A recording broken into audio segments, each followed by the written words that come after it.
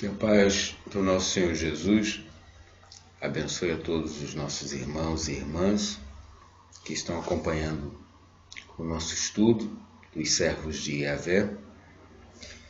E o estudo da palavra de hoje será ainda no Evangelho de João, capítulo 1, versículos a partir do versículo 19 até o versículo 30, que fala sobre o testemunho de João o Batista.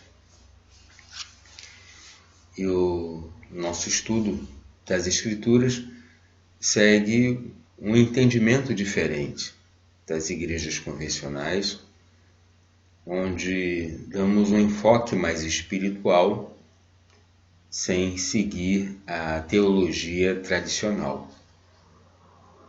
Nós fazemos essas interpretações não somente sob a inspiração do Santo Espírito de Deus, mas também com um estudo lógico, racional e comparado das Sagradas Escrituras.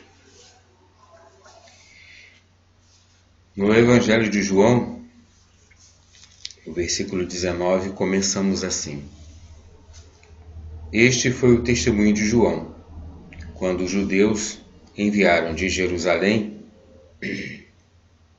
sacerdotes e levitas para o interrogarem. Quem é você? Ele confessou e não negou. Confessou: Eu não sou o Cristo. Perguntaram-lhe: Quem é então? É tu Elias? Ele disse: Não o sou. É o profeta? Ele respondeu: Não. Disseram-lhe então: Quem és? Para darmos uma resposta aos que nos enviaram. Que diz de ti mesmo? Disse ele: Eu sou uma voz que clama no deserto. Endireitai o caminho do Senhor Yahvé, como disse o profeta Isaías. Alguns dos enviados eram fariseus. Perguntaram-lhe ainda: E por que batizas, se não és o Cristo, nem Elias, nem o profeta? João lhes respondeu: Eu batizo com água. No meio de vocês está alguém que não conhecem, aquele que vem depois de mim, do qual não sou digno de desatar a correia da sandália. Isso se passava em Betânia, do outro lado do Jordão, onde João batizava. No dia seguinte, ele vê Jesus aproximar-se dele e diz: Eis o Cordeiro de Deus que tira o pecado do mundo. Dele é que eu disse: Depois de mim vem um homem que passou adiante de mim, porque existia antes de mim. O Evangelho de João nos traz bastante reflexões a respeito da vida, da importância de João o Batista.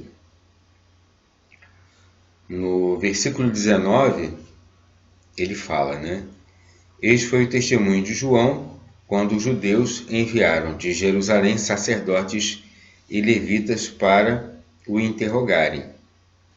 Quem é você? João Evangelista fala o que aconteceu com João o Batista, que antes de Jesus iniciar o seu ministério, era um profeta que era muito ouvido pelo povo, inclusive afrontou muitas situações erradas que haviam naquele tempo. Uma dessas questões que até o levou para a morte física foi justamente o questionamento sobre a relação de Herodes Antipas com a Herodíades, né? Que era esposa do irmão.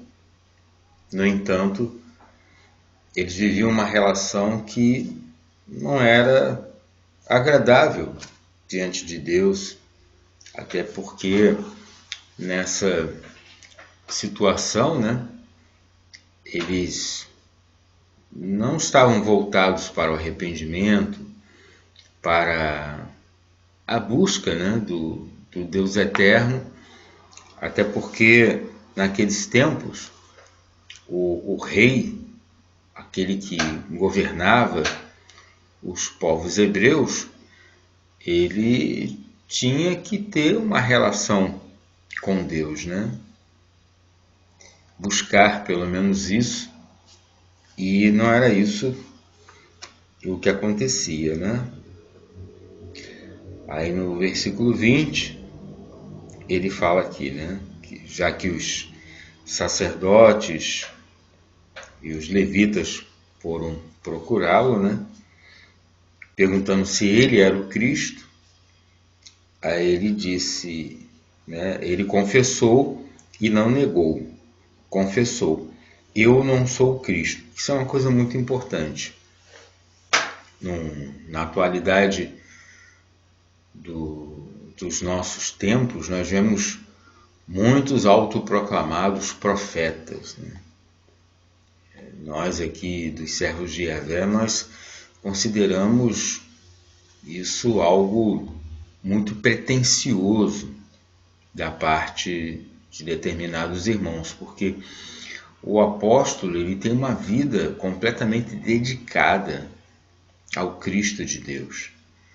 Ele também tem sinais que não são sinais vulgares que o Deus eterno realiza através dele. Então, não é uma mera brincadeira. Não é uma coisa que a pessoa tem que achar que é. Isso vem pelo processo natural que Deus promove junto a todos nós, não é? E, na nossa opinião, não há ninguém com moralidade ou espiritualidade suficiente para se autoproclamar profeta, né? Ou assim, para se autoproclamar um apóstolo, eu quero dizer. O ministério profético ele é exercido por todos. Todos podem exercer o ministério profético. Até mesmo para ser um profeta, no sentido profundo que essa palavra encerra, olha, se não há ninguém, muito poucos estão gabaritados para isso. E as profecias não são no sentido de, como um processo de adivinhação, como um processo de falar da vida pessoal, que é o que nós vemos no comportamento desses que se intitulam profetas, né? Como um processo de falar das vidas pessoais. E o verdadeiro profeta de Deus, ele traz informações que interessam espiritualmente a toda a comunidade. Não é voltado para um indivíduo, a não ser que aquele indivíduo ele tenha uma importância, tenha um peso dentro daquela comunidade. Então as coisas têm que ser levadas num grau de seriedade muito grande do que é levado nos nossos dias. É necessário que a gente faça uma restauração desse compromisso com Deus. E isso é muito importante, meus irmãos. Há muitos que se intitulam cuidadores do rebanho de Deus e, em vez de cuidar das ovelhas, estão comendo as ovelhas, né? Estão enganando, estão fazendo diversos processos aí de iniquidades, né? Como se não vivessem para a palavra do Deus eterno. E isso é muito preocupante. No 22, aliás, no 21, né? Aí perguntaram-lhe: quem é então? É tu Elias? Ele disse: não o sou. É o profeta? Ele respondeu: não. Nós, os servos de Yahvé, entendemos que João Batista é a encarnação de Elias, né? Isso ficou muito claro quando Jesus conversou com os seus apóstolos lá em Mateus capítulo 17. Ah, mas o João não sabia, então não era ele. Olha só, gente. No processo da encarnação, muito poucos indivíduos lembram das suas existências anteriores. Então isso aqui não invalida o processo da encarnação. Muitos de nós não lembramos das vidas anteriores que nós tivemos, porque essa lembrança poderia turvar, poderia atrapalhar a realização das tarefas que temos que realizar na Terra. Poderia trazer uma influência negativa no processo do resgate existencial, né? No conserto daquela existência, né? Do cumprimento das responsabilidades e tarefas, como era a do João, que o João trazia uma mensagem de arrependimento através do batismo das águas, que não foi instituído por Jesus e o próprio Cristo não colocou como base do seu ministério o batismo das águas. O batismo das águas era relativo à pregação de João Batista, a pregação do arrependimento. E aí ele prossegue, né? Disseram então: quem és para darmos uma resposta aos que nos enviaram? Que diz de ti mesmo? Disse ele: eu sou uma voz que clama no deserto. Endireitai o caminho do Senhor Yahvé, como disse o profeta Isaías. Porque, como falamos, né? A vinda de João Batista à Terra, trazendo em si o espírito de Elias, porque alguns perceberam, né? Apesar de Elias ter nascido e vivido muitos séculos antes, as palavras de João Batista foram analisadas e comparadas nessa mesma profundidade da visão, né, do Espírito, que foi o Elias. E, meus irmãos, a crença nas encarnações sucessivas não invalida a palavra de Deus, não destrói o sentido espiritual da palavra. Agora, nós analisamos aqui, dentro de uma visão renovada, é a funcionalidade, a importância disso. O caso que se refere a João Batista. Mas isso é uma lei natural. É assim que o progresso no universo ele tem ocorrido. E a teologia atual ela está equivocada em combater como se fosse uma heresia essa lei natural, que é dita e é considerada desde o Antigo Testamento. E Jesus e seus apóstolos, conhecedores desses processos, também não vão invalidar e não vão combater, senão o próprio Cristo teria combatido isso, porque as encarnações sucessivas pertencem à lei natural e ao conhecimento do povo hebreu. E aí, continuando, né? Alguns dos enviados eram fariseus, diferentemente dos saduceus, né, que não criam nem nas manifestações e muito menos nas encarnações sucessivas. Eles combatiam esse tipo de ideia. Perguntaram-lhe ainda: e por que batizas, se não és o Cristo, nem Elias, nem o profeta? João lhes respondeu: eu batizo com água. No meio de vocês está alguém que não conhecem, aquele que vem depois de mim, do qual não sou digno de desatar a correia da sandália. Então, ele sabia do ministério do Cristo, ele tinha esse conhecimento, e como ele não lembrava da existência dele como Elias, então ele se baseia na visão que ele tem da encarnação atual. Aí alguns espiritualistas poderão dizer, mas se ele tinha uma missão de tão grande envergadura, que era de tornar conhecido o Cristo, ele no mínimo deveria ter a noção de que ele era o Elias.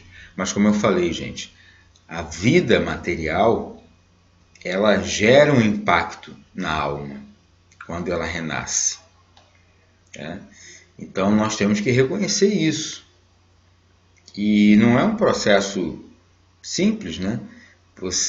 A sua alma, ela renascer numa família, crescer, se desenvolver, apreender outras coisas. Então aquela alma animar uma nova personalidade é um processo complexo, né? Ainda mais num mundo tão inferior quanto o nosso, né? Um mundo ainda muito distante da espiritualidade do Deus, né? De termos essa conexão com o Deus eterno. A nossa humanidade, em grande parte, vive distante disso, ocupada com muitas coisas desnecessárias, né? E continuando o texto, né? Aquele que vem depois de mim, do qual não sou digno de desatar a correia da sandália. Isso se passava em Betânia, do outro lado do Jordão, onde João batizava. No dia seguinte, ele vê Jesus aproximar-se dele e diz: eis o Cordeiro de Deus, que tira o pecado do mundo. Dele é que eu disse: depois de mim vem um homem que passou adiante de mim, porque existia antes de mim. Então, mesmo João Batista tendo uma visão nebulosa da sua encarnação, ele sabia da natureza espiritual de Jesus, ele sabia da missão que o nosso Senhor teria que desempenhar na Terra e a sua imensa condição espiritual, até porque tudo é um processo encadeado. A vinda de João Batista é apenas um processo que dá continuidade para que o Cristo pudesse trazer a boa nova para toda a humanidade. A missão de João Batista é importante porque ele é o último profeta do Antigo Testamento e o anunciador daquele que trouxe a nova mensagem, que veio trazer a iluminação do nosso Deus para toda a humanidade. Então, meus irmãos, é necessário que a gente tenha uma mente aberta para esses princípios, que a gente queira realmente se esvaziar dos conteúdos que aprendemos nas religiões convencionais, porque elas não trazem consolo. Com todo respeito ao que os irmãos fazem, né? Há muita gente bem intencionada em várias religiões, em várias igrejas, mas essa mensagem que nós estamos trazendo é um vinho novo, é um entendimento novo, um entendimento que nos traz uma segurança espiritual muito grande, que ela constrói uma nova lógica, traz para as nossas vidas uma sintonia com esse Deus a partir de uma visão lógica, de uma visão que nos traz conforto, nos traz um entendimento diferente. Então nós não podemos agir racionalmente, porque é diferente, e essa visão é diferente, então ela não provém de Deus. Tudo tem que ser examinado. Deus, nosso Pai, o Senhor Yahvé, Ele é o supremo bem, Ele é a suprema luz, Ele é a suprema sabedoria. E é muito importante que nós também retifiquemos os nossos atos, que permitamos que o Espírito desse Deus ele faça uma varredura e uma transformação dentro de nós. Para quê? Para que nós possamos também desmaterializar os nossos gostos, os nossos desejos. Possamos buscar a paz e a luz que provém do nosso Deus eterno. Essa forma de buscar, sabemos que não é fácil. Sabemos que esbarramos com uma conduta que está profundamente arraigada dentro de nós e que precisamos suplicar e implorar a ajuda desse nosso Deus eterno para realmente nos desvencilhar, nos tornarmos novas criaturas. É necessário, até quando realizamos essa transformação, ela se torna necessária até para a compreensão dessa mensagem.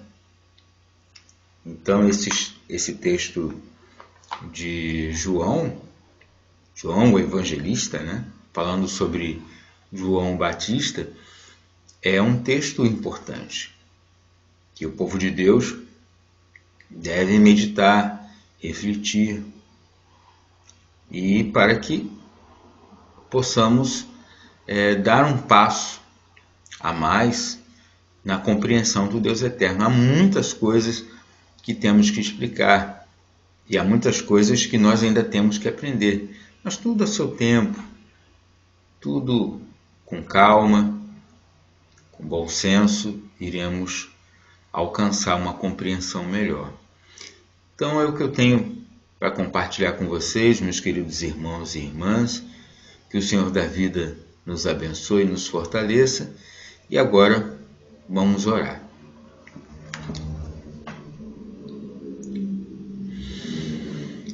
Amado Deus, Senhor Yahvé, em nome do Teu Filho Jesus, eu peço bênçãos e luz para todos nós, ó Pai, que vivemos com os corações atribulados, que ainda estamos vivendo no período da pandemia, essa pandemia que tem tocado, tem modificado a vida humana na Terra e que nos faz, meu Pai, se temos a percepção de aprender, nos faz te buscar, meu Pai, com mais intensidade.